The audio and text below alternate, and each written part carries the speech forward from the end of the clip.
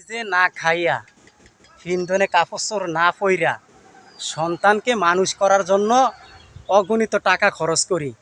আজকে সেই সন্তান অনেক কষ্ট করে লালন পালন কইরা নিজের জীবন দিয়ে লালন পালন কইরা সেই সন্তান অন্য মেয়েকে যদি বিয়া কইরা অন্যর বাড়িতে থাকে বউ বেড়ে নিয়া বউর কথা শুনে, তাহলে তার বাপ মা কেমন লাগবে, তার বাপ মার কাছে কেমন লাগবে?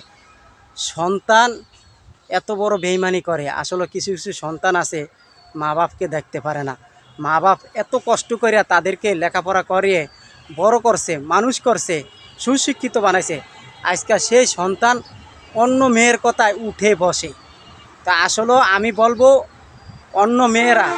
অন্য মেয়েদেরকে তাদের বাপ মারা যদি আপনার সুশিক্ষা দিত, তাহলে অন্যের সন্তানকে কুপরামর্শ দিতে না, নিজের স্বামীকে কুপরামর্শ দিতে না। আপনারা দেখবেন এখন বর্তমানে কিছু কিছু মেয়েরা আছে, স্বামী কাপড় চোপড় না দিতে পারলে তাদেরকে মার্কেটে অপমান করে।